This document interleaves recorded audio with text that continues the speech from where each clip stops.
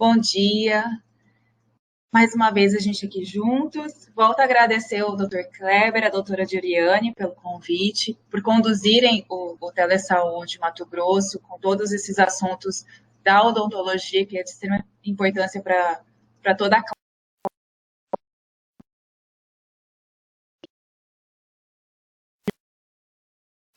De contas, o dentista está dentro de uma equipe multiprofissional, então estão todos aqui, sejam todos bem-vindos. Eu sei que tem algumas equipes também participando, equipes completas. Sou cirurgião dentista, especialista em saúde pública, odontologia do trabalho, odontolegal, e estou finalizando vigilância em saúde e também em segurança do paciente. Tenho formação em auditoria, e estou na auditoria do município, auditoria do SUS do município de Cuiabá.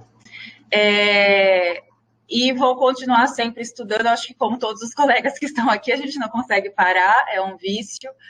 Então, a cada necessidade que a gente vê, das coisas que vem acontecendo, a gente vai se especializando e vai estudando para sempre poder oferecer o melhor para a população, que eu acho que é esse nosso principal objetivo. Quem escolheu ser profissional da saúde tem isso sempre em mente, em oferecer o melhor cuidado à população.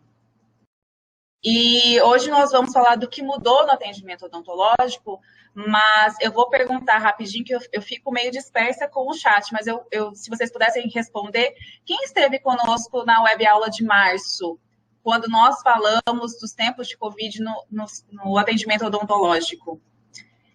Porque de março a maio, na verdade, nem chegou a 2 meses, 1 mês e meio, a gente já teve mudanças. Mudanças de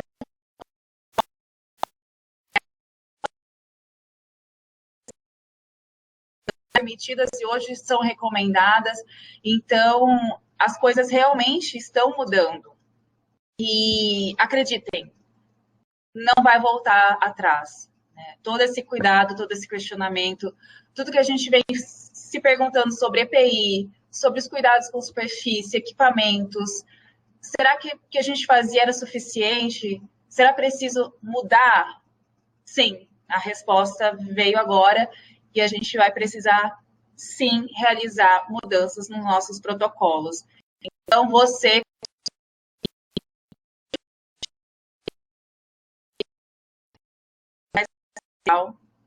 depois até coloco o link aqui para vocês chegarem e, junto com toda a equipe, repensar todas essas mudanças, porque não adianta só uma pessoa assistir, só ela querer mudar, depende de toda a equipe.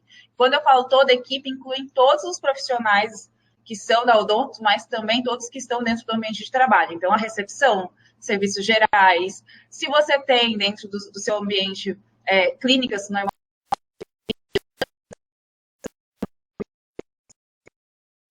tudo isso vai mudar. E o melhor é que tudo isso vai mudar para melhor. Ficou redundante, né? Mas o melhor é que será melhor. E é por isso que a gente está aqui para conversar sobre essas mudanças. Bom, deixa eu ver se eu estou ficando aqui. Eu trouxe aqui para vocês só uma definição do coronavírus.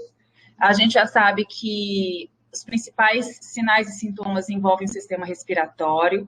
Daí a importância de se fazer uma pré-consulta, de conversar com o paciente antes de agendar no consultório. E é exatamente por isso que a gente já vai começar falando desses protocolos. O protocolo, ele é dividido em pré-consulta, sala de espera, cuidados com a equipe, cuidados com a sala clínica e também durante o atendimento odontológico. Então, ele é dividido em etapas. Nosso tema hoje é focado no atendimento odontológico. E por que a gente vai falar exclusivamente do atendimento odontológico? Porque o cirurgião dentista, ele está na linha de frente. Se a gente está falando que é uma patologia de transmissão respiratória, então, vias aéreas, o cirurgião dentista está em direto contato com as vias aéreas. E daí toda a importância do cuidado com o tratamento nessa situação. Para começar, a gente precisa fazer uma pré-consulta. Essa pré-consulta deve ser realizada por telefone. Isso, independente se é serviço público ou privado.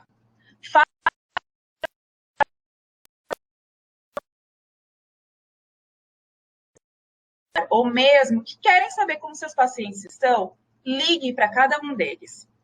Já faça uma seleção, uma pré-triagem. Aqueles pacientes que são caracterizados como risco, que são pessoas acima de 60 anos, você conversa, pergunta como eles estão, pergunta se sentiram algum mal-estar, mas aí eu estou querendo dizer assim, conversa com o seu paciente, também não deixa o seu paciente esperando acabar a pandemia para você conversar com ele. Agora, se o paciente te ligou querendo marcar a consulta, aí sim você vai precisar fazer algumas perguntas. Você vai perguntar se nos últimos 14 dias o seu paciente apresentou ou se está apresentando naquele momento alguns sinais e sintomas de doenças respiratórias, de infecções respiratórias, que são febre, tosse, dor de garganta, coriza, dificuldade de respirar. Se ele responder que sim, ele teve alguns desses sinais e sintomas, então você vai recomendar que ele aguarde para que você faça o atendimento. E, principalmente, oriente que ele fique em isolamento domiciliar, que ele fique em casa. Por quê? Porque a gente não sabe, não tem a certeza se se trata de Covid-19 ou não. Quem é daqui de Cuiabá, e na verdade a maioria das regiões brasileiras, a gente passou por uma frente fria recente, que já é preeminente de doenças respiratórias. Pode ser outra patologia, mas como a gente não sabe, o ideal é recomendar o isolamento. O Ministério da Saúde, desde o início, recomendou que se fossem atendidas as urgências e emergências. Tratamentos eletivos que fossem aguardados que esse período de pandemia, esse período que foi até estabelecida oficialmente quarentena, não fossem realizados esses procedimentos eletivos. Então, como é que a gente vai definir se a queixa do paciente é realmente urgência e emergência ou se ela pode ser deixada para pós-pandemia? Nos manuais, a gente encontrava as definições de urgências. A de emergência veio no último manual do CFO, que eu já vou mostrar para vocês. Mas só para mostrar aqui, como é que o Ministério da Saúde definiu. Ele recomenda que, se não houver clinicamente urgente, o dentista deve considerar adiar os procedimentos odontológicos eletivos. Por quê? Porque a grande maioria dos nossos procedimentos são com aerosóis. Aí você pode dizer assim, tá, mas eu não vou usar a caneta de alta rotação. Tudo bem, mas se você realizar uma profilaxia, você está gerando névoa. Se você usar ultrassom, jato de bicarbonato, você vai gerar névoa. Então, são poucos os procedimentos dentro do consultório odontológico que não se produz o aerossol. E aí, nesse manual recente, que eu vou depois mostrar para vocês qual é esse manual, e quem quiser pode solicitar que a gente envia, mas está no site do CFO, ele define as emergências odontológicas. Quando a gente fala de emergência, a gente está falando de situação que potencializa um risco de morte do paciente. Nesse caso, eu até coloquei a sirene ali. O atendimento é hospitalar, nem deveria ser ambulatorial.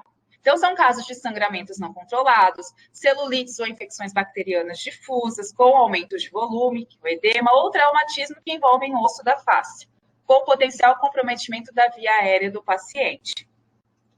Já nos manuais publicados ainda em março, eles traziam as definições de urgências odontológicas, que são todas essas características. A gente costuma chamar de urgência odontológica casos de dor ou que impeçam o paciente de ter uma boa alimentação, dicção, uma boa qualidade de vida durante aquele período. Então, eu vou dar um exemplo para vocês. Um paciente que tem uma restauração extensa incisivo central superior. E ele fratura. Seja da maneira que for. Ele pode ter caído e batido o rosto, ele pode estar comendo algum alimento, mas ele fraturou.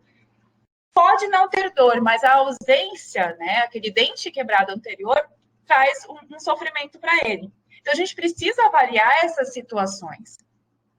Um paciente com uma lesão, e agora eu vou até citar a doutora Giuliani, com uma lesão suspeita, ele precisa sim ser atendido.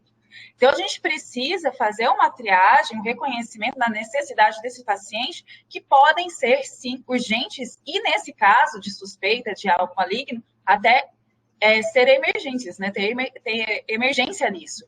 Então, é preciso avaliar cada caso.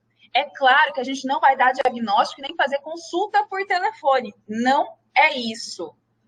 A gente só precisa ter claro qual é a queixa do paciente. Se ele disser para você que ele não tem dor, mas que ele viu algo diferente na cavidade bucal, veja, você vai fazer um exame clínico. Não vai ter aerossol. Convide para ir para a clínica, sim, para você poder verificar. Não é para fazer consulta por telefone, por favor. É para ter uma pré-consulta, uma avaliação de necessidade que considere, sim, o que é urgente e emergente para o paciente. Bom, eu não sei quando teve a falha do áudio, mas só para deixar claro que as urgências e emergências devem ser avaliadas a cada caso. Não levem ao pé da letra a lista. A gente precisa conversar com o paciente e entender a necessidade. O que não quer dizer fazer consulta ou diagnóstico por telefone de maneira alguma. Conversar e entender a necessidade de, sim, marcar uma consulta.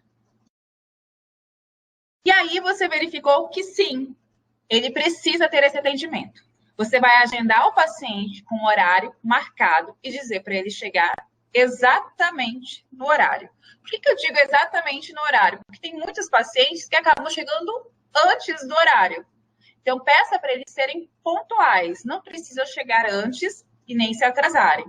Porque o agendamento, ele vai considerar não só o tempo necessário para o atendimento do paciente, mas também o tempo necessário para se preparar a sala clínica para um novo atendimento. Então, esse intervalo tem que considerar todas essas situações. A sala clínica, você vai precisar de pelo menos 30 minutos para realizar essa descontaminação total da sala. É claro que, se você realizar procedimento com aerossol, pode ser que você precise de um tempo maior. Então, daí a importância de você avaliar a necessidade do seu paciente para poder mensurar o tempo que ele vai precisar de consulta, adicionar o tempo de preparo de sala, para daí marcar outro paciente. Então, sua agenda tem que ser totalmente pensada nesses tempos. Não adianta você falar assim, olha, eu vou marcar 2 pacientes de manhã, um às 8, outro às 10. Se o seu paciente das 8 horas da manhã for um procedimento extenso, um procedimento cirúrgico, pode ser que você termine já em cima do horário do outro paciente. E a gente não quer que nenhum paciente fique na sala da recepção, na sala de espera, esperando por muito tempo. Então, a gente vai solicitar também para que ele venha sozinho, se for possível, que ele não traga nenhum acompanhante. É claro que a gente está dizendo se for possível, porque pode ser uma criança ou alguém que precise, sim, de uma assistência. E aí ele virá acompanhado.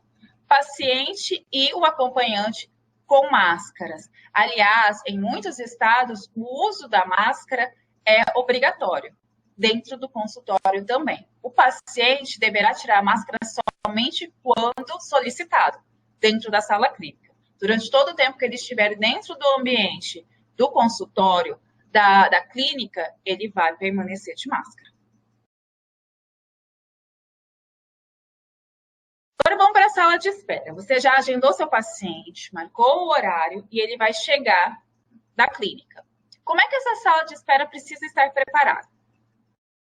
Primeiro, o paciente ele deve estar com a máscara. Você já solicitou para ele por telefone. Mas por algum motivo, ele não tem a máscara. Já está descrito nos manuais que os estabelecimentos de saúde devem ter as máscaras cirúrgicas descartáveis para disponibilizar para os seus pacientes. Então, se o seu paciente não tiver a máscara, você precisa ter e disponibilizar para ele. Segundo passo, você precisa ter esse tapete. Se você procurar, você vai achar assim, tapete germicida ou tapete desinfetante bactericida. Ele é produzido por camadas e são adicionados produtos saneantes, como o hipoclorito, por exemplo. Mas é importante a gente lembrar que esse tapete só vai funcionar se, ao chegar o paciente, também o profissional, que a gente vai ver da necessidade, antes de entrar dentro da clínica, ele faça fricções com o seu calçado. Simplesmente pisar no tapete não vai promover nenhum tipo de descontaminação. Ele precisa fazer fricções com o calçado. Quanto ao cuidado e durabilidade desses tapetes, a gente precisa ver de cada fabricante, porque existem composições diferentes entre marcas. Então, Já fica aqui a sugestão que, se você adquirir, antes de jogar fora a embalagem, leia com atenção a embalagem, veja os cuidados, os produtos que são indicados, porque nem todas podem usar hipoclorito, quando você deve fazer as trocas. Algumas trocas são pelo número de pessoas que já passaram por ali, pelo tapete, então você tem que ter mais ou menos esse cálculo em mente de quantas pessoas irão entrar na sua clínica e sair, porque é importante que ela faça também a descontaminação dos calçados ao sair. Depois dessa descontaminação feita dos calçados, você vai solicitar que desligue o celular e pedir que esse celular permaneça guardado. O celular é um foco de contaminação muito grande. Nesse momento que estamos vivendo, mais ainda. Porque além da transmissão ser aérea, mas produz secreção e a gente acaba levando as mãos até essas áreas de narina. E depois as nossas mãos tocam em todos os objetos. E o celular, na verdade, ele já faz parte do ser humano, ele está o tempo todo nas mãos. Então, a gente vai solicitar para o paciente, olha, ele está na porta, ele nem entrou ainda. Você vai visualizar, pedir para que ele use máscara, pedir para que ele faça a descontaminação do calçado e que ele desligue e guarde o celular. Depois que ele desligar e guardar o celular, você vai indicar que ele faça a higienização das mãos com água e sabão, ou oferecer álcool gel 70. Agora sim, seu paciente entrou dentro da clínica. Oi, gente, vocês estão me ouvindo? Conseguem me ouvir bem? Ai, que bom. Agora sim, o paciente entrou dentro da clínica e a sala precisa estar preparada com as distâncias das cadeiras entre 1 a 2 metros. Então, ela pode sim estar a cada 1 metro, a cada 1,5 metros ou a cada 2 metros. O importante é que, no mínimo, 1 metro de distância. Então, eu coloquei esse exemplo aqui de cadeiras longarinas que se encontram em alguns lugares. A sugestão é que vocês bloqueiem, né? Façam logo, lógico, a mensuração, mas em média são a cada 2 cadeiras. Então, uma pode sentar, pula-se 2 cadeiras, libera-se outra. Dessa forma, o seu paciente terá uma distância segura do outro paciente. Mas, preste atenção, o ideal é que não tenha ninguém na sala de espera, que seu paciente chegue e ele já vá para o atendimento. Daí a importância do horário marcado e de se trabalhar exatamente seguindo essa rotina para receber os pacientes. Eu sei que existem clínicas que têm mais de 2, 3 profissionais. Pode ser que esses pacientes cheguem ao mesmo tempo. Por isso, a importância de vocês conversarem entre equipe. Marquem pelo menos 15 minutos de diferença entre os pacientes de cada profissional para que eles não cheguem todos ao mesmo tempo. Até para que eles recebam todas as orientações, cada um individualmente. Porque, às vezes, o paciente tem dúvidas, mas tem outra pessoa próxima e ele fica com vergonha de perguntar. Daí a importância de você atendê-lo sozinho e poder levá-lo para a sala clínica. Mas ainda aqui na recepção, a nova orientação é que você tenha, além do álcool gel disponível, que você também tenha lenços descartáveis também disponíveis. Por quê? A gente está passando por esse período já quase inverno no Brasil, tem mudanças de temperaturas e pode ser que seu paciente tenha alguns sinais e sintomas de coriza, mas o caso dele é urgente, lembra? Ele precisa ser atendido, ele não vai deixar de ser atendido por isso, e você precisa oferecer esse lenço descartável. Lembrando que na recepção você precisa ter agora, já que a gente está falando desse lenço descartável e desse momento que nós estamos vivendo de pandemia, um lixo contaminado, identificado, com tampa, acionamento pedal e solicitar que, ao descartar esse lenço umedecido, que ele descarte nesse lixo contaminado. Só vou fazer um parênteses, já que a gente está falando disso. Foi permitida a utilização de máscaras de tecido pela população. Mas, se a população ou você em casa utiliza máscaras cirúrgicas, por favor, ao descartar essa máscara, que vai estar contaminada da sua secreção, não quer dizer que esteja contaminada do Covid-19, não, mas a gente tem outros vírus, outras bactérias. Descarte no lixo do banheiro. Porque normalmente o lixo do banheiro tem acionamento pedal e é fechado. E ao ser levado pela coleta de resíduos, o trabalhador da coleta ele não será contaminado, ou pelo menos será minimamente exposto. Então, lembre-se também de orientar isso para o paciente. Quando ele for descartar essa máscara cirúrgica, que ele descarte na sua clínica, no lixo contaminado, ou lá no lixo do banheiro, no recipiente do banheiro. Outra coisa importante sobre a sala de espera: abram as janelas. Ela precisa ter circulação de ar. Então, você vai abrir as janelas para ter essa renovação de ar. Além disso, é importante que você tenha alertas visuais, plaquinhas, recomendações. É claro que você pode fazer essa recomendação oralmente, mas é bacana que você tenha quadros e desenhos, e o Ministério da Saúde disponibilizou vários PDFs que podem ser impressos para fazer isso, para que seja orientado o seu paciente. Então, você pode ter os impressos ensinando a higienização das mãos, ensinando a etiqueta respiratória, que a gente tem tanto falado recentemente, mas o bacana é que lembre-se que, como profissional da saúde, a gente tem que ser multiplicadores de saberes. Então, ele vai até a sua clínica e você vai orientá-lo, sim, a correta forma de higienização das mãos. Se você puder, ou alguém da sua equipe, acompanhá-lo nesse processo, vamos fazer com água e sabão? Vamos fazer como é que a senhora está fazendo essa higienização das mãos e orientá-los. Orientá-los para fazer em casa, como é que eles vão seguir todas essas recomendações. Outra coisa, você vai pedir por telefone que o paciente leve menos acessórios possíveis.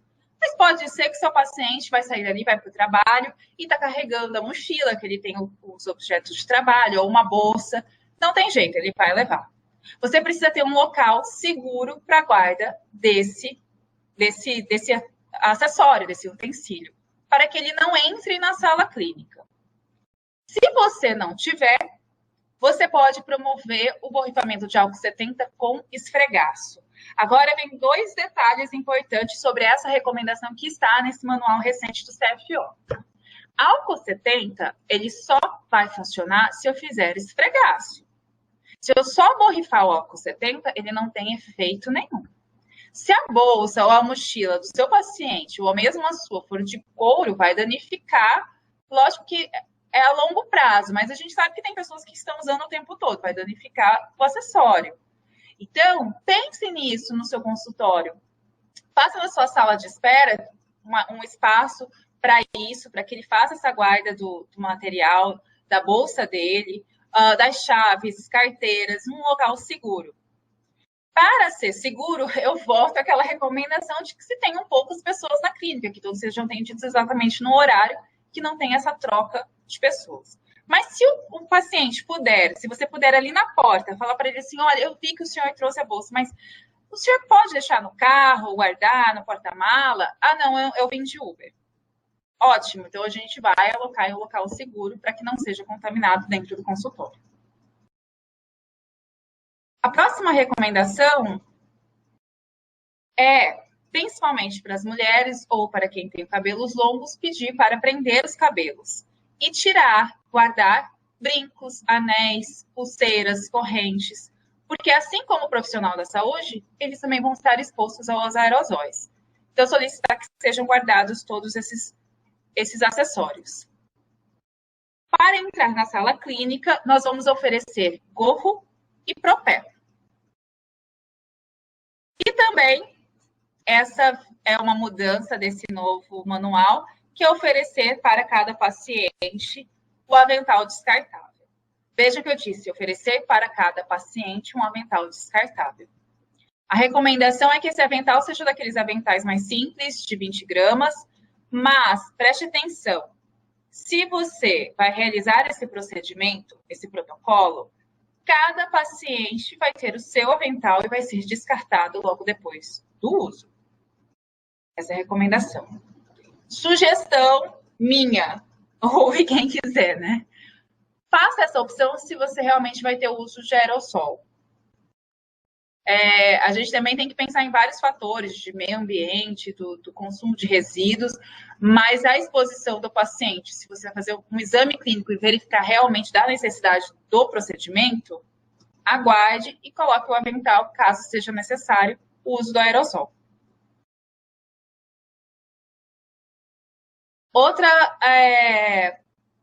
Outro ponto importante do protocolo, que já existia protocolo de março e que ele retoma é que ainda na sala de espera você faça a aferição da temperatura corporal do seu paciente. Se for superior a 37 graus, você deve conversar com o seu paciente e recomendá-lo que procure ficar em casa, tomar todos os cuidados, isolamento. Se ele puder, for fácil procurar um médico, ok. Mas nesse momento, se ele não tem nenhum mal-estar, que ele fique em casa e se resguarde fazendo o isolamento social. Mas vai ser atendido. Lembra que você já selecionou e que ele realmente é urgente, que realmente você precisa desse atendimento. Agora sim, nós vamos começar com a sala clínica. Quais são os cuidados que a gente precisa ter na sala clínica? O primeiro cuidado, que na verdade sempre existiu, ele não mudou, ele sempre existiu, mas que não era sempre realizado, é que nós não devemos ter nenhum tipo de adereço, nenhum tipo de enfeite dentro da sala clínica. Eu não posso ter quadros, plantas e qualquer equipamento, instrumento ou insumos que não serão utilizados naquele momento devem estar guardados dentro de armários fechados. Por quê? Tudo que estiver exposto, eu vou precisar fazer toda a descontaminação entre os pacientes. Então, eu tenho que pensar sempre assim, quanto menos eu colocar exposto no ambiente, mais ágil será o meu procedimento da troca de pacientes. Né? Então, isso aqui é uma norma que já existia, está na RDC 50, está também no manual específico da Odonto da Anvisa, da ausência de adereços na sala clínica. Agora, em tempo de Covid, fica a sugestão de que você também não tenha esses adereços na sua recepção, por exemplo. Porque a sua recepção precisa ser cuidada de tempos em tempos. Cada vez que seu paciente vai embora e você vai aguardar outro, é importante que sua recepção tenha todos os cuidados de desinfecção também. E se você tem vários objetos decorativos, eles precisam ser descontaminados também. Então, vejam a demora nesse processo. Antes, a gente dava essa orientação, não, coloca os seus adereços na recepção, deixa lá, mas na sala clínica não. Hoje, a gente já está sugerindo que você não tenha realmente nem mesmo na sua recepção.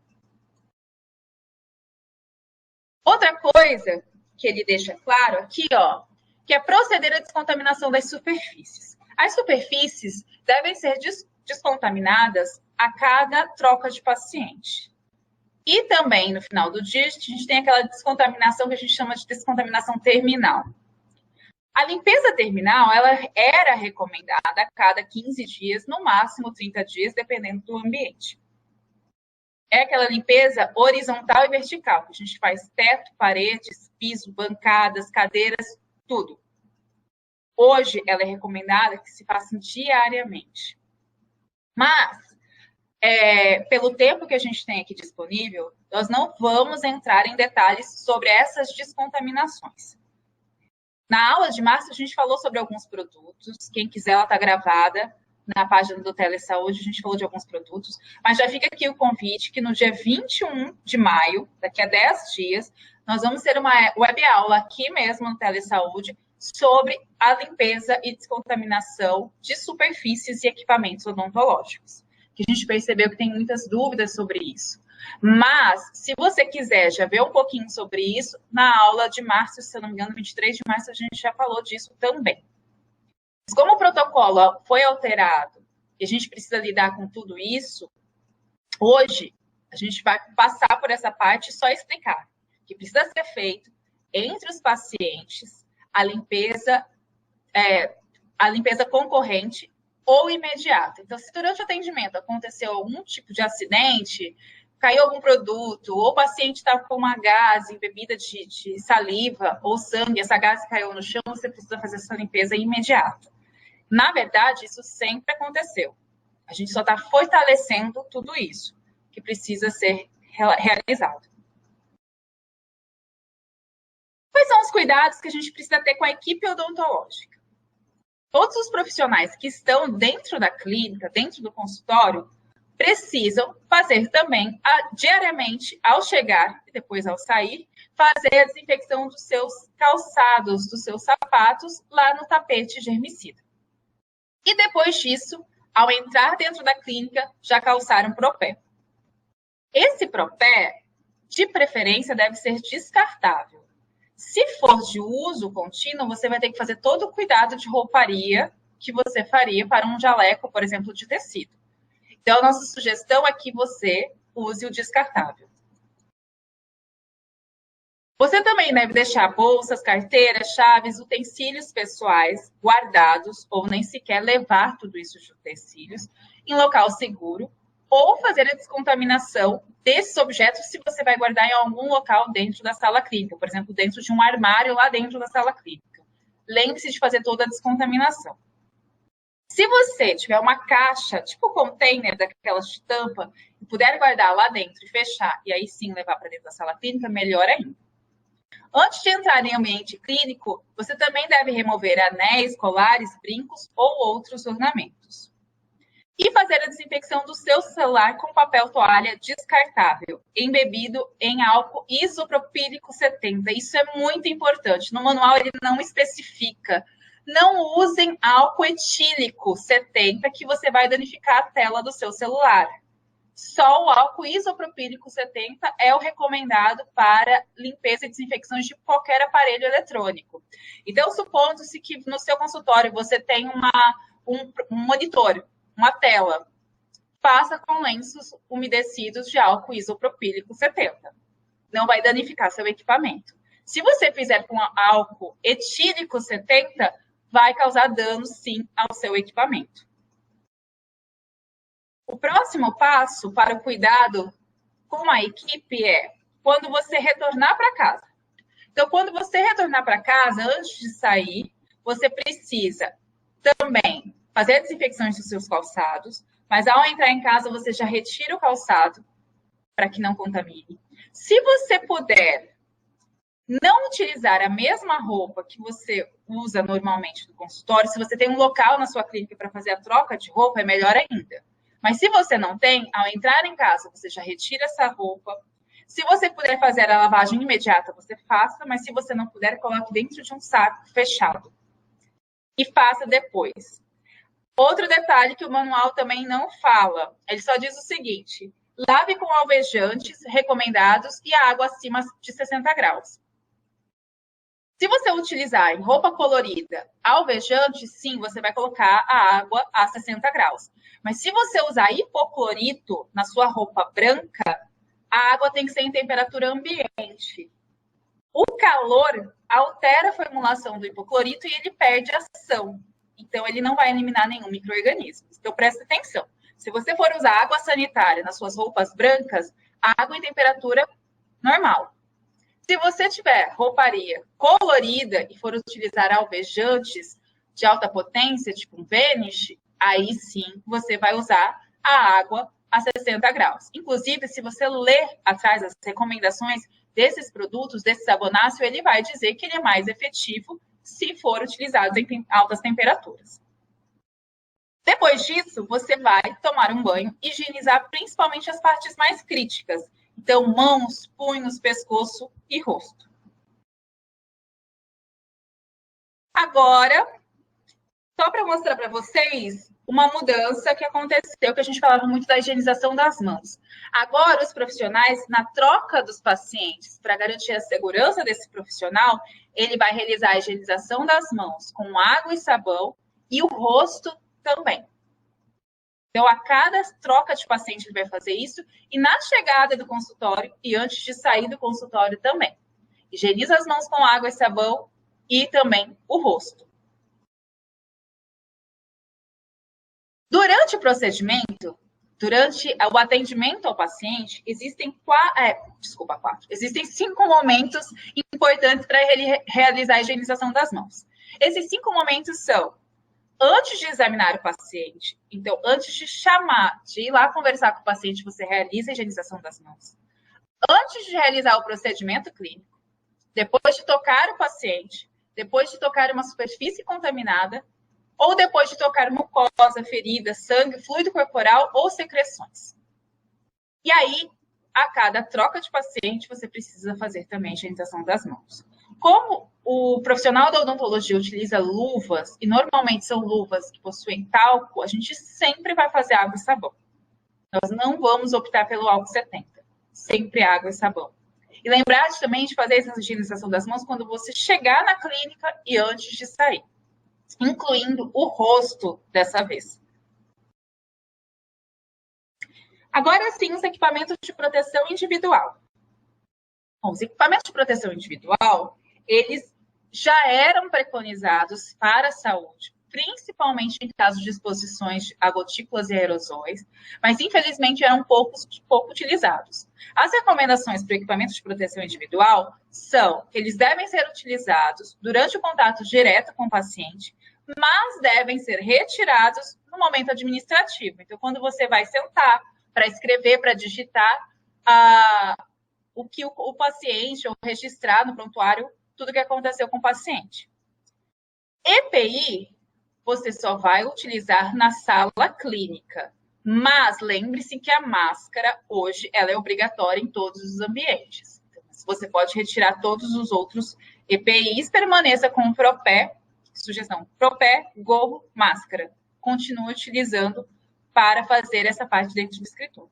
É claro que a gente tem que considerar o seguinte: se no seu consultório, a parte do escritório, a mesa que você utiliza para fazer esses registros é dentro do mesmo ambiente, faça esse registro em outro local.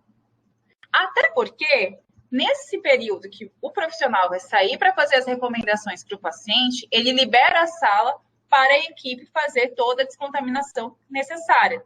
Então, a equipe tem mais tempo para ela realizar essa descontaminação.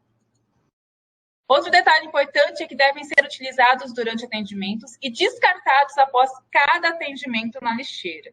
Então, todos aqueles EPIs descartáveis devem ser trocados a cada paciente. O avental descartável, a máscara cirúrgica, e a gente vai conversar daqui a pouco um pouquinho sobre a PFF2, quando a gente pode optar ou não pelo descarte imediato, ou se eu posso fazer um reuso. O gorro também é descartável e ele deve ser trocado a cada paciente, assim como as luvas e o Propé. Então, vamos falar das máscaras cirúrgicas. As recomendações dos manuais recentes publicados são que elas devem ser utilizadas quando se trata de um exame clínico ou quando não há fonte geradora de aerossol. Você pode sim utilizar, mas é aquela máscara cirúrgica que tenha pelo menos 2 filtros, se possível até 3 filtros, e elas serão descartadas após o uso. Já os protetores, né, as peças filtrantes faciais, os protetores respiratórios, PFF2, eles são indicados para utilização em aerossol. Ele tem um potencial de filtragem de 94% da penetração de micro-organismos. Então, ele garante uma segurança que é potencializada se você utilizar um protetor facial. Então, preste atenção. O uso do protetor facial não substitui o uso da máscara. Outro detalhe importante é sobre a válvula de exalação. Para ambientes de saúde, que a gente deve considerar que existe um agente patológico, não é recomendada que o profissional utilize esse tipo de equipamento com válvula de exalação. O que a válvula de exalação faz? Ela é um conforto profissional. Ela facilita que o profissional realize a respiração de um ar filtrado e que ele exale com facilidade. Mas, considerando que hoje a transmissão do Covid-19 é uma transmissão comunitária, o que quer dizer isso? Que ela já está aqui, ela é local, e a gente não sabe quem são as pessoas contaminadas, exatamente porque muitas delas não apresentam sinais e sintomas, até o próprio profissional, ele se torna um paciente, né, um alvo de risco. Ele pode ter, sim, essa contaminação, e ao exalar, ele está levando para o ambiente. Então, ele precisa ficar restrito. Além disso, há artigos que recomendam, e é verdade, que muitas vezes a gente acaba fazendo uma respiração via bucal. Então, a gente faz o que se torna um risco para o profissional também ao respirar esse ar que não foi filtrado pela válvula. E aí, vamos falar do protetor facial. O protetor facial, ele já vinha sendo recomendado, principalmente para profissionais de saúde que utilizam óculos de correção. Então, a pessoa tem dificuldades, né, visuais, utiliza um óculos de correção e não consegue usar o óculos de proteção sobre ele. Era a nossa recomendação. Então, utilize um protetor facial. Utilize, não deixem de usar. Agora, com a pandemia e com a utilização frequente desses protetores faciais, A gente vê postagens em redes sociais dos colegas mostrando como o protetor facial fica depois de um atendimento com aerossol. Fica extremamente contaminado. E antes, essa contaminação ia diretamente para o operador e para a sua equipe também. E aí a gente começa a ver a necessidade de se utilizar esse tipo de equipamento de proteção individual. Esse equipamento de proteção individual, ele pode substituir o óculos de proteção, mas ele jamais vai substituir a máscara, né? Seja ela máscara cirúrgica ou PFF2. Agora, vocês podem falar assim, mas eu tenho visto algumas pessoas utilizando protetor facial e óculos de proteção. Por quê? E aí é bacana a gente falar disso, depois eu vou mostrar umas imagens para vocês. Neste momento de pandemia, na verdade, no início, né, aconteceu muita escassez de equipamento de proteção individual. A gente não achava protetor facial para se comprar, não achava máscara para comprar. E aí, a Anvisa, ela liberou que fossem produzidos equipamentos de proteção individual sem a necessidade momentânea dos registros, dos selos de certificações. Seja o selo da Anvisa, do Inmetro, ou até o certificado de aprovação de segurança do trabalho, que é emitido pela Secretaria do Trabalho, que está no Ministério da Economia. Por que, então, que eu estou dizendo isso? Para tentar ajudar os profissionais da saúde a resolver esse problema de escassez, vários, até colegas, né, donos de laboratório que possuem impressoras 3D, começaram a produzir a armação necessária para se colocar essa tela de acetato.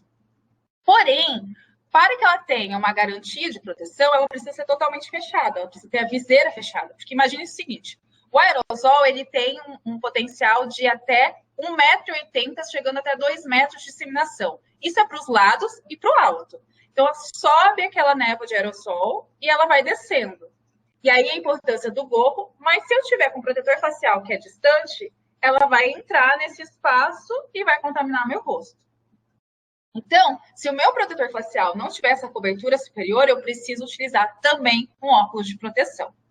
Mas, se o seu protetor facial tem todo esse fechamento e é seguro, você não precisa necessariamente utilizar. Mas, se você quiser, também toda segurança adicional é sempre bem-vinda. Daí, o motivo de vocês verem em alguns casos as pessoas usarem com óculos de proteção, em outros casos não. Vai depender do protetor facial que você tem. Outro detalhe importante, esse protetor facial ele tem que ser totalmente higienizável. E essa higienização tem que ser rápida, então ela tem que ser toda sólida. Se você tem tecidos ou qualquer tipo de material absorvente, que são, por exemplo, EVAs, não é recomendado, porque você não vai conseguir fazer essa higienização entre paciente e outro. Então, ela tem que ser totalmente de plástico, acrílico, materiais rígidos, que eu consigo fazer a descontaminação entre cada paciente. Para realizar a descontaminação desse equipamento de proteção individual, você deve estar paramentado, utilizando luvas, e vai seguir a orientação do fabricante. Normalmente, água e sabão, e depois você pode utilizar fricção alcoólica, ou, dependendo da recomendação, até água sanitária para fazer a higienização desse equipamento. O gorro. O gorro que antes eram mais utilizados pelas mulheres, poucos pelos homens, a gente tem que pensar nesse fator de contaminação, sim, que chega aqui na cabeça, né? E aí, para vocês que têm filhos, crianças em casa, é inevitável. Eles abraçam e pegam no cabelo. Pensa nessa contaminação que a gente está fazendo cruzada para casa se você não usa o gorro. Posso usar o gorro de tecido? Nesse momento de pandemia, é muito complicado. Porque pensa o seguinte, você pode até falar assim, mas eu tenho muitos gorros. Eu posso utilizar a cada troca de paciente sem problema nenhum. Mas toda essa rouparia você vai levar para casa e vai fazer todo o cuidado. Então, você está levando contaminação para sua casa para realizar esse cuidado. Pensa só nisso. A sugestão é que sejam realmente descartáveis. E aí a gente chega no avental descartável. O avental descartável ele deve ter gramatura mínima de 30 e até 50 miligramas. Essa de 50 é mais recomendável.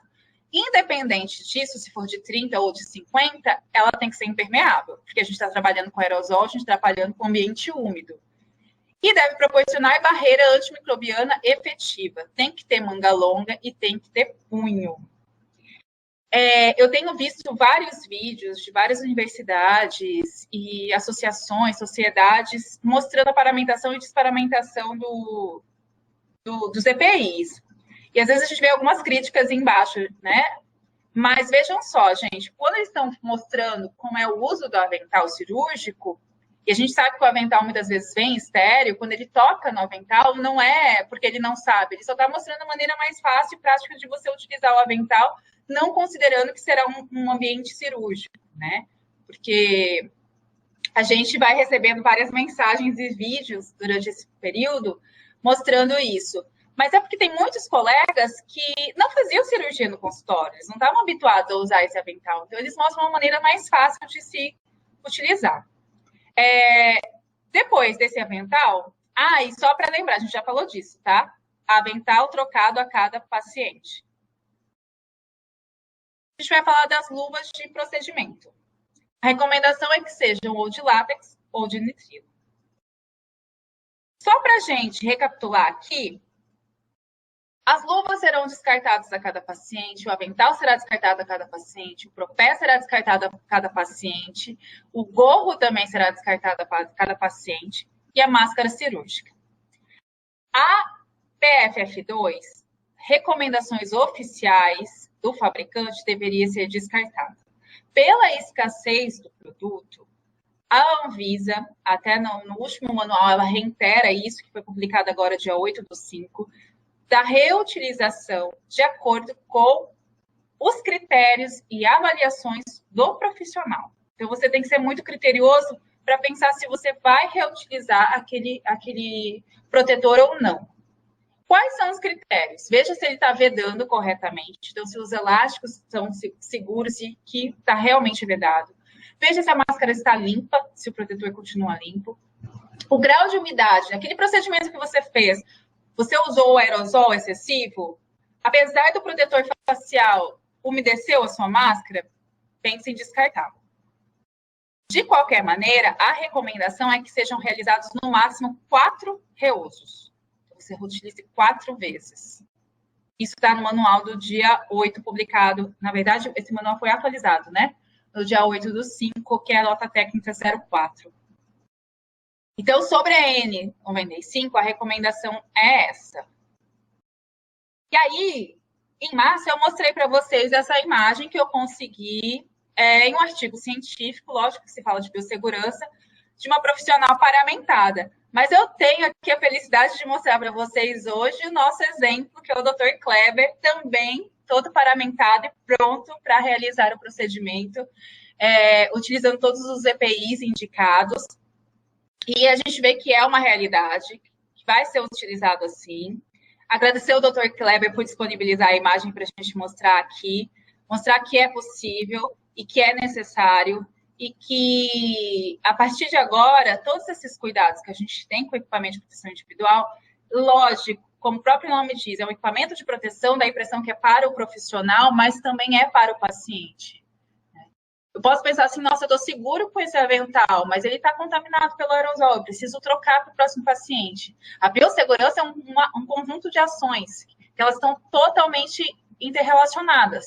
Se eu não cuido do meu EPI, ele pode ser uma fonte de contaminação para o meu paciente. Então, eu posso estar aparentemente segura, mas estou oferecendo risco para o meu paciente. E a gente tem visto muito notícias de que profissionais da saúde estão sendo contaminados ou estão sendo expostos ao risco de contaminação no momento da retirada desses EPIs. Então, na desparamentação. Essa sequência está bem resumida, eu achei bem bacana, que também está ali no manual do CFO. Ele coloca essa ordem. A gente vai primeiro remover as luvas, depois remove a proteção facial, o protetor facial, daí o jaleco, gorro, máscara em movimento único, e depois eu vou fazer a desinfecção das viseiras, e todo esse processo você vai realizar fora da sala clínica. Lembra que dentro da sala clínica, quando você terminou o atendimento, aquelas névoas estão ali, você não está vendo, mas ela está ali, seu ambiente está contaminado. Se você retirar a sua máscara nesse momento, você vai estar exposto da mesma maneira.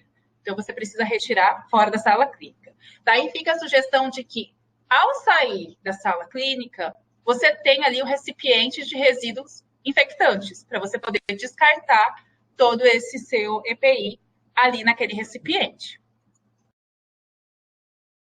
E aí eu trouxe aqui para vocês, só para vocês verem, umas imagens que eu recebi pelo WhatsApp. Eu até coloquei assim, sem identificação, porque eu não sei exatamente a procedência, mas a gente recebeu. Vamos começar ali, daquele avental impermeável de plástico.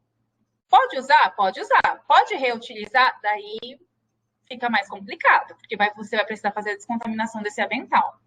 Ah, mas eu vou borrifar álcool. Vai borrifar álcool e vai fazer uma fricção alcoólica, sabendo que o álcool só vai funcionar como desinfecção se você promover uma limpeza prévia. Vai dar trabalho. Pensa se vale a pena. Se você quiser ter em casos, deixar guardado e usar em um caso de muita urgência, que você não tem um outro EPI, que acabou, tem uma escassez de produtos e talvez você use, pode ser. E isso veio muito porque em alguns estados, na ausência do EPI recomendado, começaram a se utilizar capas de chuva. Mas as capas de chuva normalmente têm a manga, né, curta, ela não consegue fazer toda a proteção do profissional e normalmente também elas são fechadas na frente. E a recomendação é que o avental tenha fechamento nas costas. Então tem todas essas não conformidades. Na segunda é uma máscara que, na verdade, é um protetor acrílico e aí ele tem uma base de tecido para vedar. Esse protetor de acrílico, ele é muito utilizado por esteticistas, né?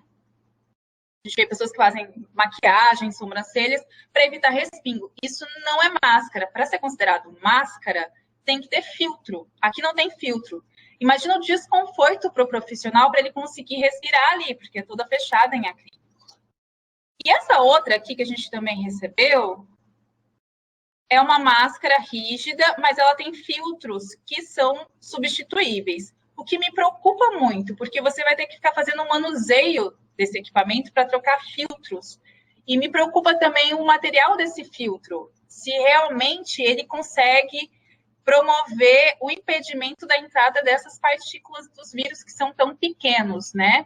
Como neste momento está liberado sem os registros oficiais, sem certificações oficiais, a gente não sabe dizer se aquilo funciona ou não.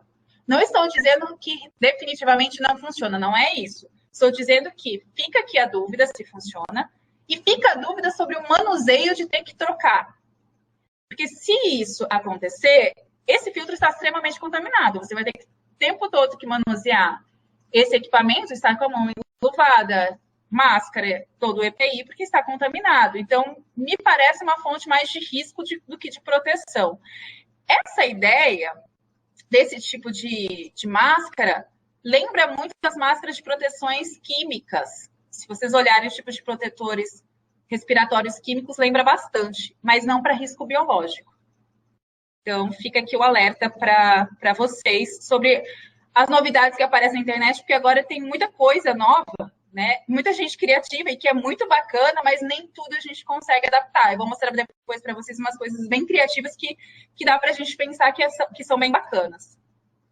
Mas agora sim, vamos para o cuidado no atendimento odontológico. Seu paciente já chegou, você já foi todo preparado. Na verdade, vamos antes, né? Você já conversou pelo telefone com o seu paciente, você verificou da necessidade, passou todas as orientações, ele chegou na sua clínica, você conversou com ele, preparou ele lá fora, ele já está pronto para ser atendido, você e sua equipe também estão prontos e vai começar o atendimento.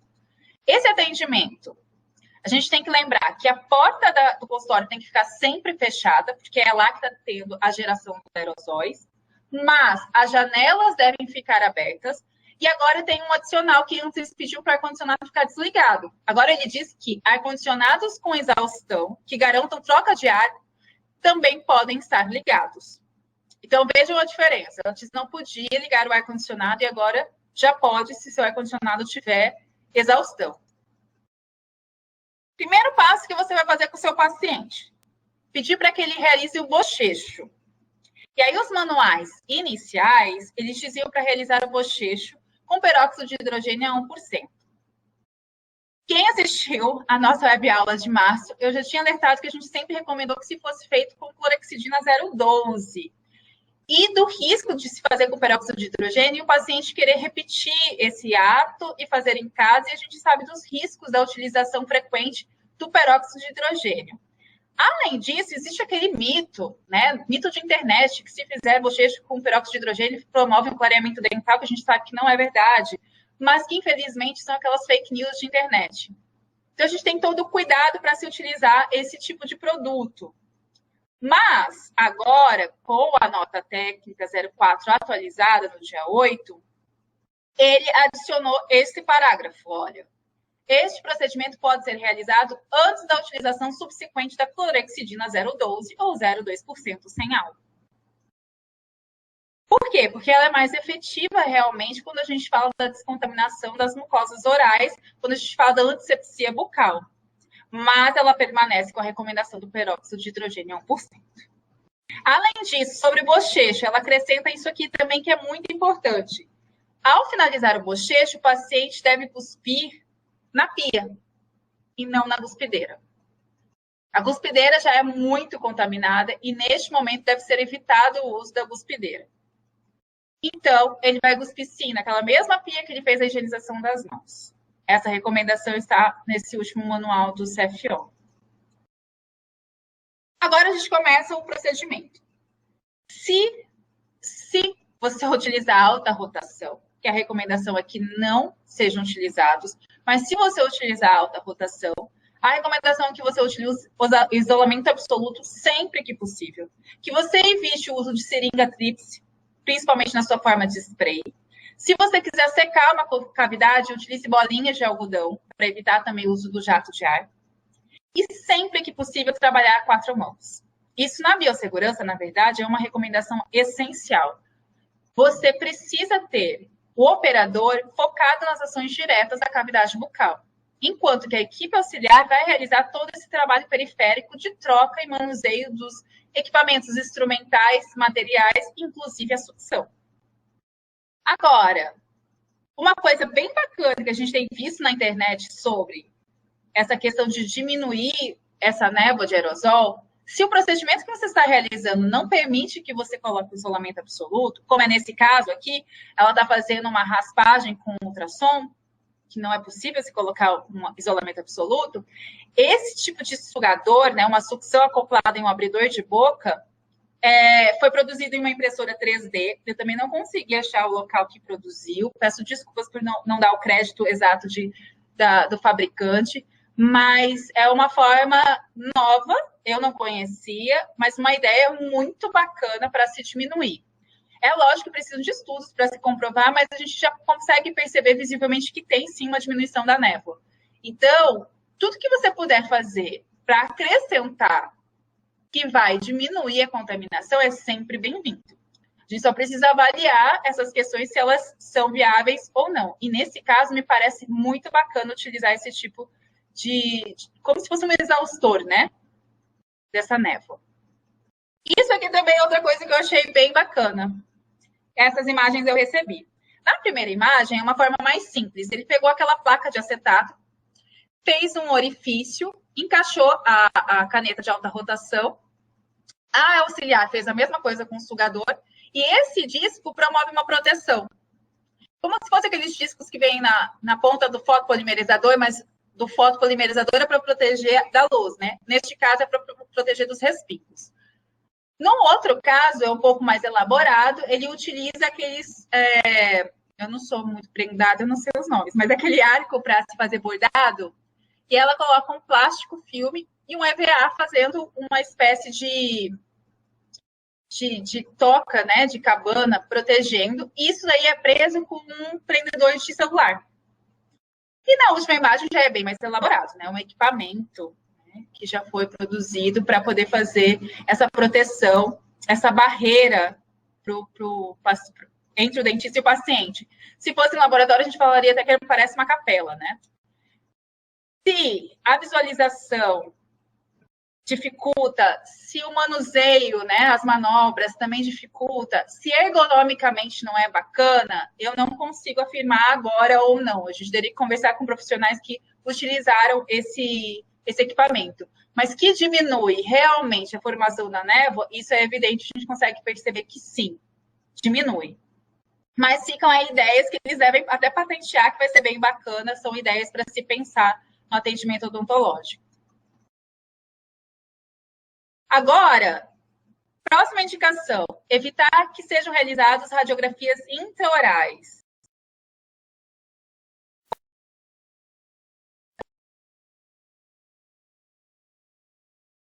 Com materiais absorvíveis, exatamente para evitar o retorno do paciente ao seu consultório. É claro que em caso de cirurgias, você precisa avaliar o paciente depois de 7 dias, mesmo com a necessidade ou não da remoção dessa sutura. Mas isso vai pelo menos diminuir o procedimento. Você vai fazer um exame clínico e não vai precisar utilizar nenhum outro tipo de procedimento.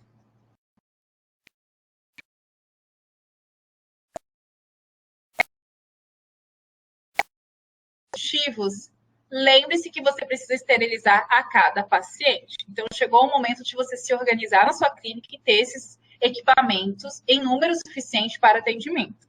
E aí eu volto na história do planejamento da agenda. Se você vai precisar utilizar canetas de alta rotação nesses atendimentos, certifique-se que você vai ter tempo suficiente para realizar todo o processo de esterilização desses equipamentos. Ou que você tenha um equipamento extra para que seja utilizado enquanto o outro está sendo processado. Isso é muito importante. E outras recomendações também importantes primeiro, da mesma forma que o paciente precisa ser verificada a temperatura, faça a aferição também da temperatura da sua equipe. E aí a sugestão é que você faça quando ele chegar e antes de ir embora. Também, lembre-se, isso a gente já falou da outra vez, do seu cartão de vacina. A gente já passou pelo período de campanha de vacinação da gripe para profissionais de saúde. Se você não fez, se você perdeu, vá, verifique, leve seu cartão de vacina para que sejam tomadas todas as vacinas e que você fique em dia com seu cartão de vacina. E aqui, só para finalizar, a gente terminou em ponto. No final, tem uma corrida, mas a gente conseguiu terminar. Esses são os manuais que a gente utilizou para montar esse resumo de protocolos, para tentar facilitar para vocês, que a gente sabe, alguns têm 90 páginas, outros 70 e poucas páginas, e que nem sempre tem esse tempo de ler tudo isso, então a gente tentou fazer isso de uma forma mais resumida, mais prática, mais objetiva para vocês. Da nossa última conversa para cá, a gente teve esses 2 manuais novos, recentes. Esse da Anvisa, na verdade, é o 04, que nós já tínhamos utilizado, mas ele foi atualizado no dia 8. Então, ele foi atualizado na quinta-feira, foi publicada essa atualização. E aí, se vocês, lógico, entrarem no site da Anvisa, você tem o acesso, mas quem precisar, quiser, é só falar que eu disponibilizo para vocês também. E aí, só para lembrar, aliás, deixa eu deixar aqui, eu já copiei, vou colocar aqui para vocês, eu estou colocando aqui no chat. Ai, não. Vou colocar para vocês o link para vocês terem um acesso ao material de hoje. Eu consigo já disponibilizar o quanto antes, mas se você gostaria de assistir de novo essa aula ou acha que alguém precisa assistir essa aula, o Telesaúde vai disponibilizar depois o link no YouTube para vocês assistirem, mas se vocês precisarem dos documentos, é só falar que a gente disponibiliza. Por que eu estou dizendo isso? Porque a gente tem que pensar nisso como uma corrente. A odontologia, ela, assim como todas as áreas da saúde, mas eu vou falar aqui por nós, né? Ela sofreu essa mudança. É como se a gente tivesse subido um degrau. E a gente precisa reconhecer que a gente subiu. A gente elevou. E todo mundo precisa fazer parte disso. Não adianta a gente ficar assim, mas é difícil, mas o fulano não faz, se a gente não fizer, se a gente não começar fazendo. Então, eu gosto muito dessa frase, já utilizei da outra vez, mas se a gente quer ver uma mudança, precisa partir da gente. A gente precisa tomar esse primeiro passo, a gente precisa começar a fazer isso. E aí eu deixo aqui os meus contatos, mas é claro, né, que eu estou aqui para responder perguntas ainda, não é um tchau. É só para dar o tempo de vocês mandarem as perguntas. Mas estão aqui os meus contatos. Tem um e-mail, tem o telefone do WhatsApp, que é da nossa empresa, da Bioquali. Instagram. E aí eu vou deixar para vocês aqui um link também para vocês solicitarem. O Telesaúde vai disponibilizar, mas é só caso vocês queiram ter um contato maior. Eu agradeço de verdade a todos vocês que estão aqui conosco e estou à disposição para as perguntas.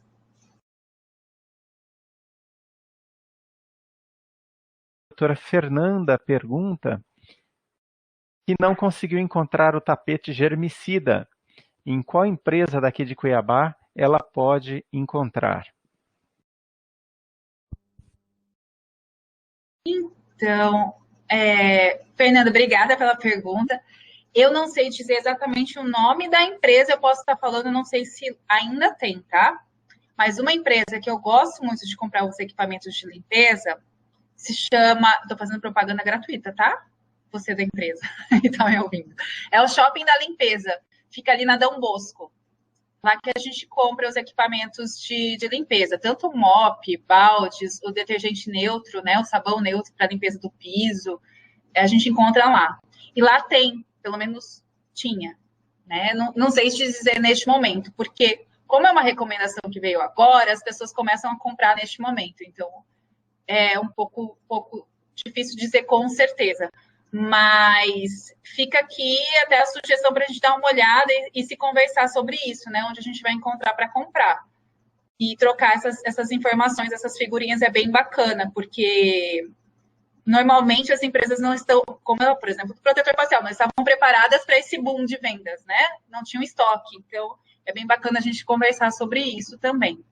Mas é lá que eu encontro praticamente sempre tudo que eu preciso, eu encontro lá no Shopping da Limpeza, que fica na Avenida Dom Bosco.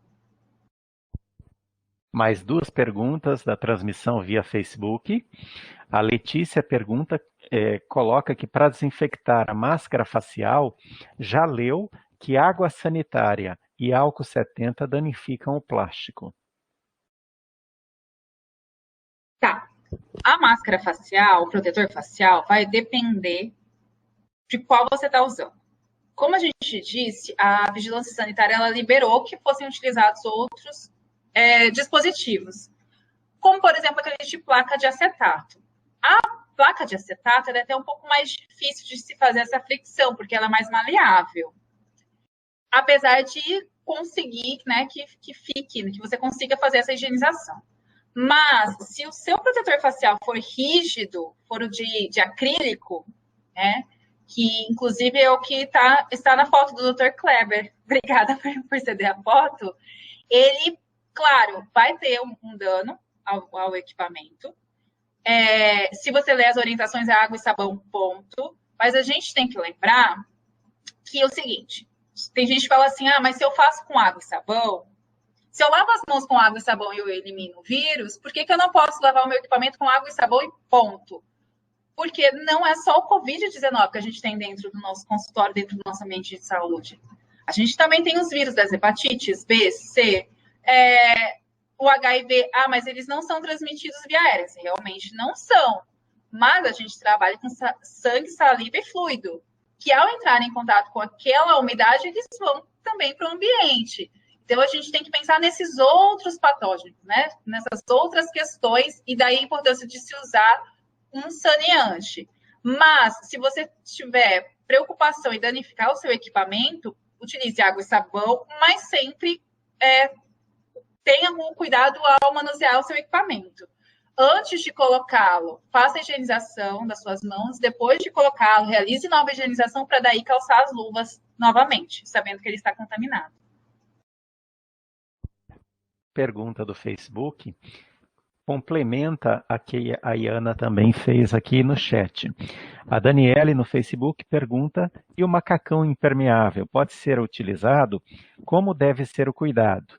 E a Iana pergunta sobre os macacões impermeáveis, como vai ser feita a higienização deles? Tá, o macacão impermeável depende do material que você tem. Tem macacão impermeável que são de tecido não tecido, que são os TNTs, tem uma gramatura maior, mas são descartáveis, né? Então, você vai retirar com todo cuidado e descartar. Mas se o seu for de produtos plásticos que são resistentes e podem ser reutilizados, você vai fazer a descontaminação paramentada, então com luvas, máscaras e gorro, e você vai fazer uma sequência de limpeza com, se você for utilizar álcool, primeiro a limpeza com água e sabão, e depois a fricção alcoólica. Sugestão: detergente enzimático diluído em água na proporção pelo fabricante em recipiente de borrifador. Borrifa, faça o esfregaço e depois passa novamente com água pura. Então, você promove a limpeza e depois o enxágue e secagem. E aí, o álcool. Ah, mas dá muito trabalho. Dá trabalho. Então, vem a outra sugestão. Usar álcool, gente, dá trabalho. Vem a outra sugestão. Usa um outro saneante que não precisa de limpeza prévia. Pode ser o quaternário de amônia, pode ser o peróxido de hidrogênio, pode ser a clorexidina.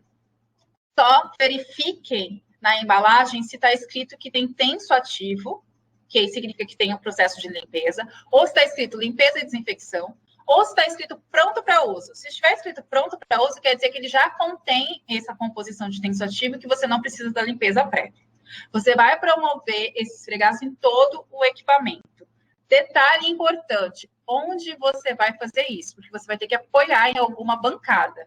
Então, faça a descontaminação prévia dessa bancada, tira o macacão, faça a descontaminação e lembre de descontaminar a bancada também.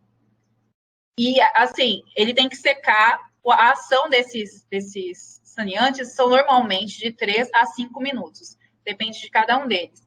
O quaternário de amônia 3 minutos para ter ação total, o peróxido até 5 minutos. Então, você não vai poder utilizar durante aquele período. É claro que, se você vai estar com macacão, mas vai estar com um avental descartável por cima. Você pode fazer isso no final de cada turno que você realizar. Não precisa ser entre cada paciente, mas ele precisa ser realizado sim. Até por conta do risco de contaminação durante a retirada, é preciso que você vá eliminando a cada dia que você usou a contaminação.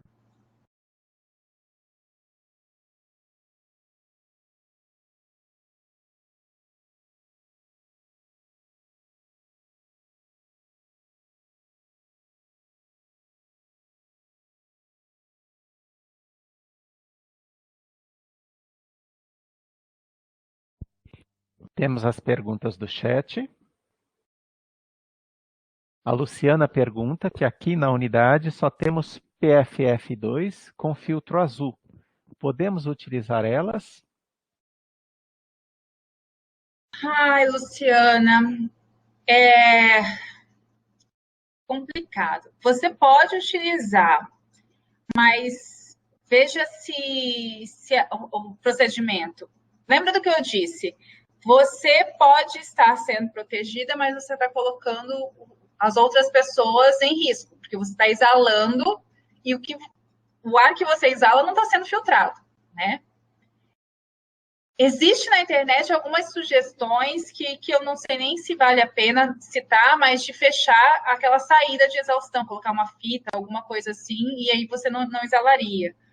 Mas o fato é, se você não for utilizar aerossol, usa então a máscara cirúrgica, não usa a PFF2, né? Porque se ela tem um filtro, aí você está colocando em risco você mesmo. Às vezes a gente tem isso no final de algum atendimento, daquela, né? Pega o fôlego e você pode estar em risco também, assim como os outros profissionais. Não tem máscara cirúrgica. Juliana pergunta se o avental pode ser lavado e autoclavado. Não, aventais de tecido, não tecido, são todos de uso único. Eles não, por mais que pareçam que são resistentes, eles não são resistentes, porque a partir do momento que ele entra em contato com umidade, e aí a gente fala de colocar na água aí, aquele enxágue, né? Ele vai perder a ação de impermeabilidade dele. Imagina, eu vou dar uma comparação muito boba, nem sei se alguém é dessa época, mas antigamente a gente tinha aquelas pessoas que engomavam roupa, ela ficava mais rígida, impermeáveis, mas a partir do momento que você coloca dentro da água, ela perde todo esse poder, é mais ou menos isso. Então ela não será mais impermeável, e ainda por cima, dependendo do processo de lavagem do tecido não tecido, aquela trama vai se abrir permitindo a entrada de todo e qualquer vírus e bactérias. Então, ela é de uso único, sim e sempre. Francisco pergunta se o propé e gorro também devem seguir a mesma gramatura do avental descartável. O gorro não tem nenhuma recomendação específica dos manuais, até porque eu acho que eles seguem sempre o mesmo padrão. Mas o Propé, sim, ele pede para ser de 50 gramas. O Propé tem essa recomendação para o profissional. Para os pacientes, pode ser de uma gramatura inferior, mas para o profissional é bem bacana. Tem um detalhe também que eu não falei, que eu esqueci, obrigada, Francisco, é que as mulheres que usam salto, se você usar o salto com propé, vai romper o propé, vai expor do mesmo jeito, não vai adiantar. Então, utilize o calçado recomendado, que é o EPI, né? O calçado EPI, para não ter nenhum outro tipo de risco, né?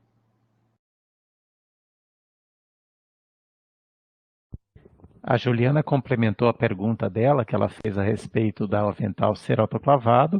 Ela colocou que perguntou isso por conta da escassez de se encontrar o material ou matéria-prima para a confecção e tinha ouvido dizer que pode desde que até por 4 lavagens.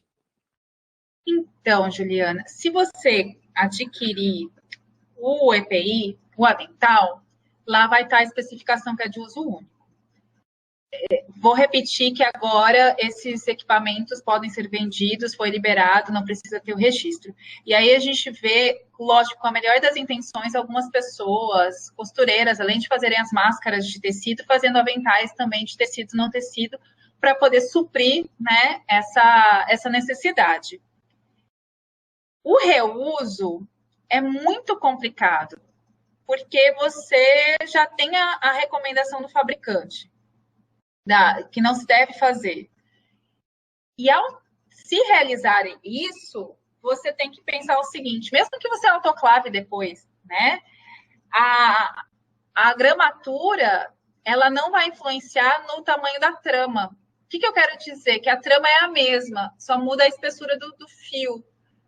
E aí, quando você lava, ela abre.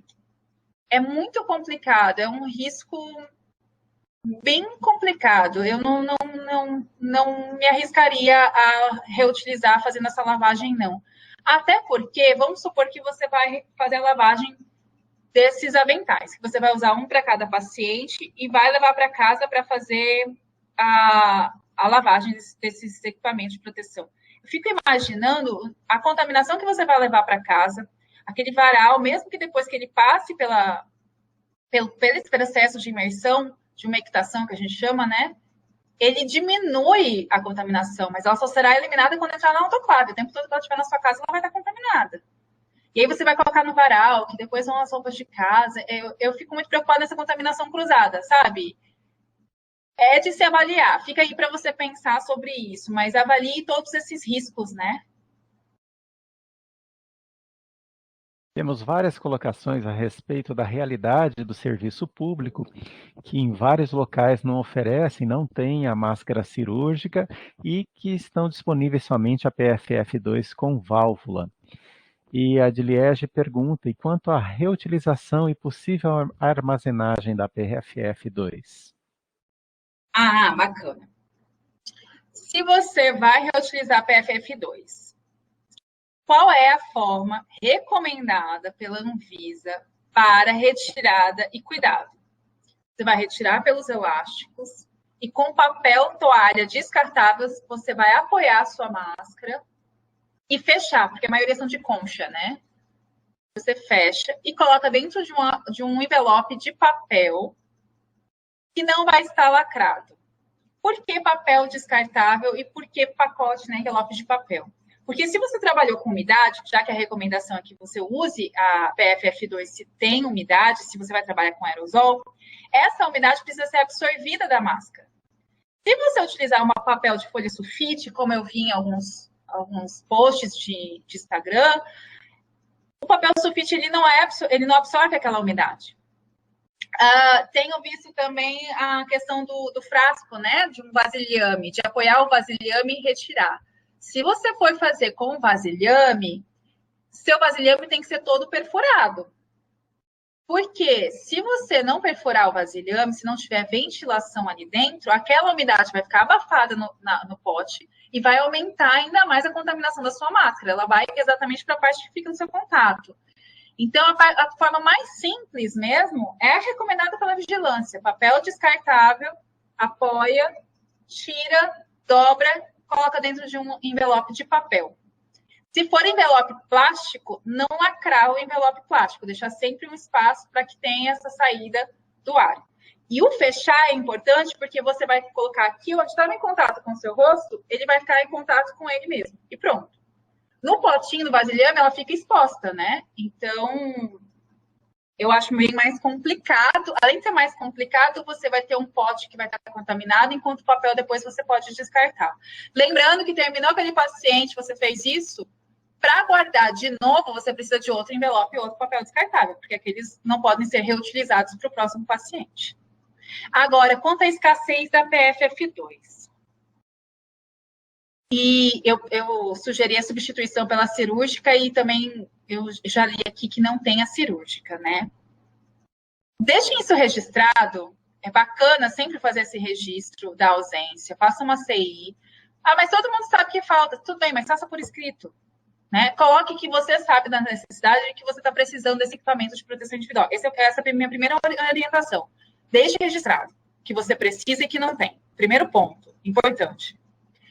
Segundo ponto importante é que você vai usar a PFF2 sabendo dos riscos. É claro que a gente pode pensar o seguinte: ah, mas o paciente ele já está aqui, ele não está com a máscara, porque a gente vai trabalhar na cavidade bucal dele, posso exalar e ele tem um risco considerável aqui.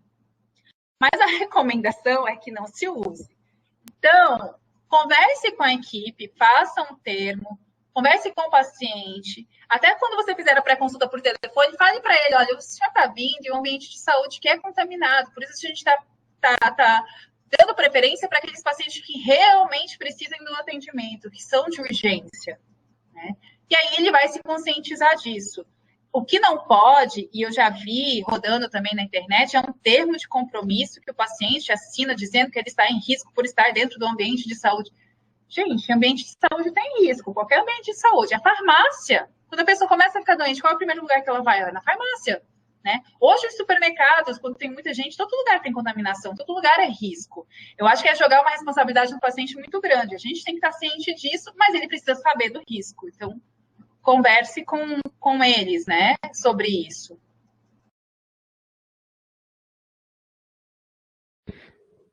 A Tássia pergunta que, a respeito da desparamentação, você comentou que deveria ser feito fora do ambiente clínico. Em uma unidade básica de saúde, que ambiente seria esse, já que nós só temos o ambiente clínico? Né, quando a gente fala do ambiente clínico, eu estou dizendo da sala clínica. Sim, parece estranho, mas você vai desparamentar no corredor. Você vai tirar, você pode até remover todos os EPIs, exceto a máscara, dentro da sala clínica, mas a máscara você vai precisar retirar fora da sala clínica, corredor mesmo. Vai sair, fechar a porta e retirar a máscara. Por que eu estou dizendo isso? Porque senão nada adianta você se prevenir dessa contaminação via aérea dentro do consultório, durante o procedimento. E assim que o procedimento terminar, quando as gotículas e aerosóis estão ainda em muito movimento, porque tem gente transitando, né? As pessoas estão lá dentro e você retira. Então, você vai estar tendo exposição. Então, você pode até experimentar fazendo a sequência correta, né? Luvas, protetor facial, avental. E aí, para retirar o gorro e a máscara, você retira no corredor ao sair da sala junto com o seu paciente, deixando a sala liberada para fazer a completa descontaminação.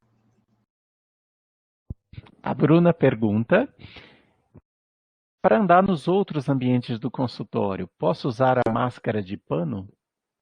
Pode. A gente tem que deixar claro, por favor, que máscara de tecido, ela não é recomendada para procedimentos clínicos ou ambulatoriais. Mas, se você trabalha na recepção, a vigilância sanitária, nessa nota técnica, na atualização 04, ela permite o uso da máscara de tecido.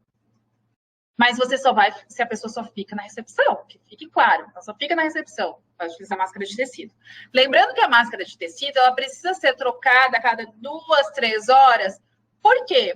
Porque a gente está com a máscara de tecido, mas a gente continua se comunicando, a gente continua falando. Então, as nossas próprias gotículas estão umedecendo essa máscara. A partir do momento que o tecido, mesmo tendo as 2 camadas, umedece, ele não tem mais efeito. Então, é preciso trocar essa máscara. Eu vejo também alguns consultórios fazendo máscaras de tecidos personalizadas para os pacientes. Super bacana, para os pacientes. Para você, mesmo sendo profissional da saúde, dentista, você vai ao mercado, vai precisar sair para fazer alguma compra, utilize de tecido exatamente para evitar a escassez do produto que é de uso profissional e deve ser usado no ambiente profissional. Pode sim utilizar de tecido, sem nenhum problema.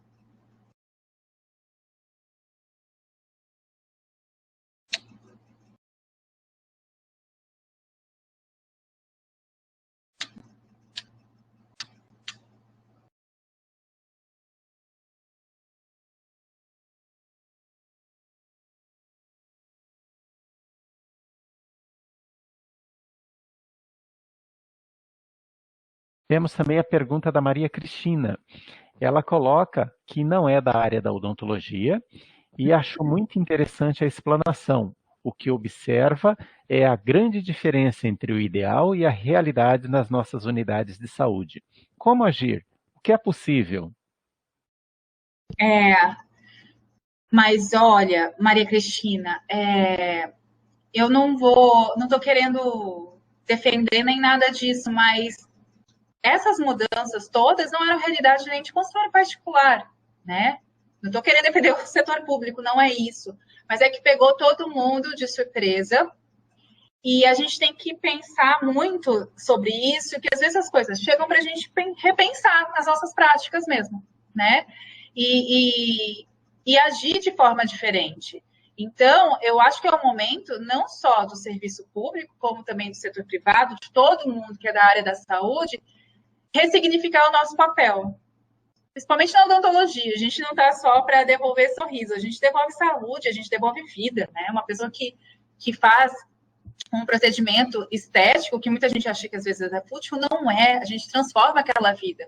E ressignificar isso. Essa pessoa está saindo com um sorriso lindo, maravilhoso, feliz. E aí? Né? E os riscos que ela estava correndo aqui dentro? Então, é um momento para se repensar em tudo isso.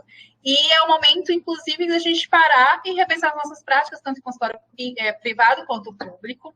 Eu sei que o público tem uma dificuldade, porque os profissionais da ponta não têm essa governabilidade de decisão de vamos usar esse material ou aquele material, mas vocês têm um poder muito grande, sim, de poder solicitar. Muitas vezes o gestor que está lá em cima, ele não está conhecendo a realidade de vocês aqui. Então, é o momento de vocês sentarem, conversarem, discutirem essas práticas para melhorias. Preciso isso muito usado e não... Olha, vocês não estão fazendo? Tá, a gente está aqui pedindo e a gente vai fazer o melhor possível. Foi o que você disse, né? Tem, assim, o que é possível, e tem até uma brincadeira que uma professora nossa fala assim, tem o possível e tem o que tem para hoje. O que a gente tem para hoje é até aqui. Ah, eu só tenho uma caneta de alta rotação no meu serviço. Infelizmente, eu vou fazer um procedimento a cada 3 horas, porque com caneta de alta rotação, porque eu tenho que esperar todo o ciclo de esterilização para poder usar de novo. A gente tem a autonomia, enquanto profissional da saúde, de decidir se a gente vai realizar aquilo ou não, porque se aquilo colocar em risco o meu paciente, eu posso tomar a decisão de não concordar e não fazer. Então, vocês podem apresentar um protocolo, ó, de acordo com a realidade que nós temos hoje, de número X de equipamento, número X de procedimentos que eram realizados, a gente vai adequar para essa realidade. E propõe para o gestor. Mas caso hajam mudanças, a gente vai se adequando, né? Então, eu acho que é o momento de sentar e conversar, porque muitos gestores hoje estão olhando para a odontologia de forma diferente, porque estão percebendo o nosso papel, como nós, profissionais de toda a saúde, estamos expostos e o quanto a gente se dá para isso, né, pela saúde da população. Então, é o momento de conversar, sim, e eu estou dizendo isso porque é o momento não só do setor público, do setor privado, e todo mundo junto, falando sobre isso, fortalece muito todas essas mudanças.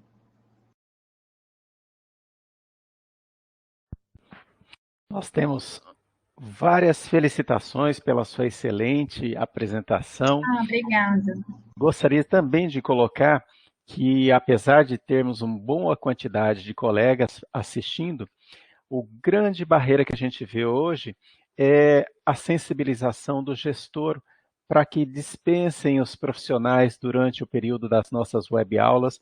Quer dizer, todo mundo colocando que isso é educação permanente, que num processo de mudanças radicais que nós estamos sofrendo para o atendimento ao Covid-19, nós temos uma baixa frequência, audiência a essas orientações. Quer dizer, vocês viram que a Samara acabou de colocar várias notas técnicas super recentes e muitos colegas nossos do interior não conseguiram assistir ao vivo e tirar as suas dúvidas, porque muitos não possuem a disponibilidade do gestor. Então, cabe a gente que está trabalhando junto tentar sensibilizar o gestor e colocar isso como educação permanente. O Telesaúde agradece imensamente você, Samara, pela sempre sua disponibilidade. Já deixo de pronto o convite a todos vocês que no próximo dia 21 vai ter uma nova web-aula com a Samara, que ela vai abordar o tema de limpeza e desinfecção de equipamentos e superfícies em serviços odontológicos.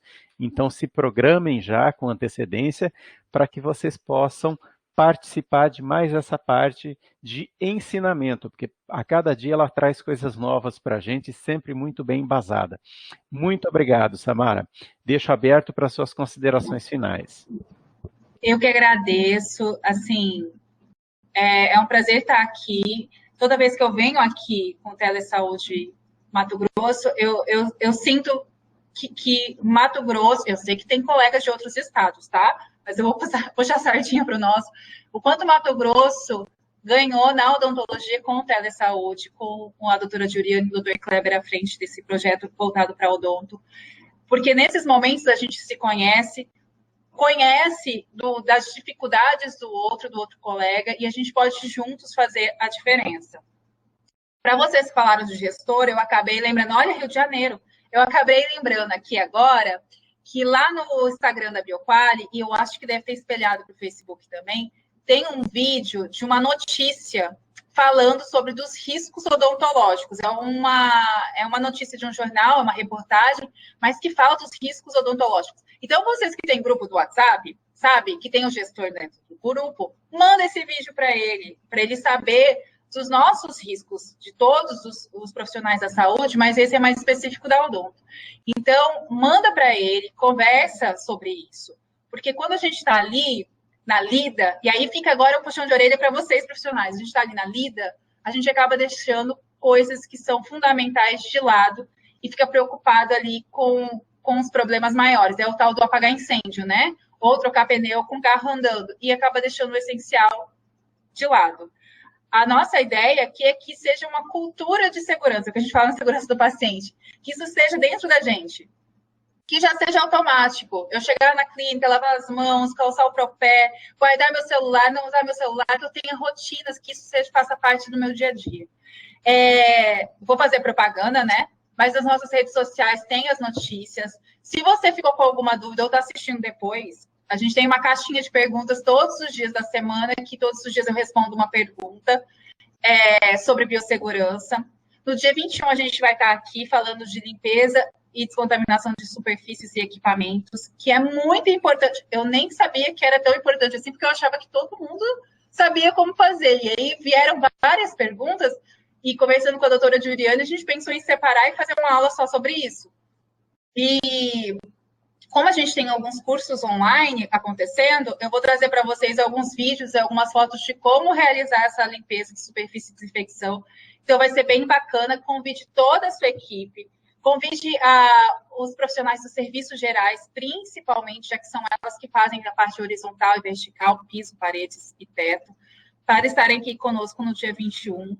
Vai ser bem bacana e muito importante, até nessa questão da gente conversar com o gestor. Olha, tem um dia da semana que vai ter que ficar parado para a gente fazer a descontaminação terminal, né? Ou a cada 15 dias, vocês precisam planejar isso certinho. Nesse dia, a gente vai fazer uma reunião de equipe, enquanto toda a sala clínica vai estar com as pessoas responsáveis pelos serviços de descontaminação, os serviços gerais da clínica. Todo esse planejamento é de extrema importância. Eu me coloco à disposição sempre do telesaúde, porque é uma ferramenta tão importante para todos. A doutora Juliane também está à disposição, eu estou falando por ela, com questão às lesões, qualquer dúvida que vocês tenham. A gente não pode parar o serviço, a gente tem que continuar fortes e firmes nessa caminhada. A gente não pode se assustar com tudo isso, muito pelo contrário, isso tem que fortalecer. A gente tem que sair mais forte depois de toda essa pandemia, mais fortes e unidos. Então, eu agradeço muito, vou deixar aqui de novo o link para vocês, quem quiser receber informações ou pedir o material, a gente está à disposição. E eu vejo vocês no dia 21, então. Tchau, tchau, até mais.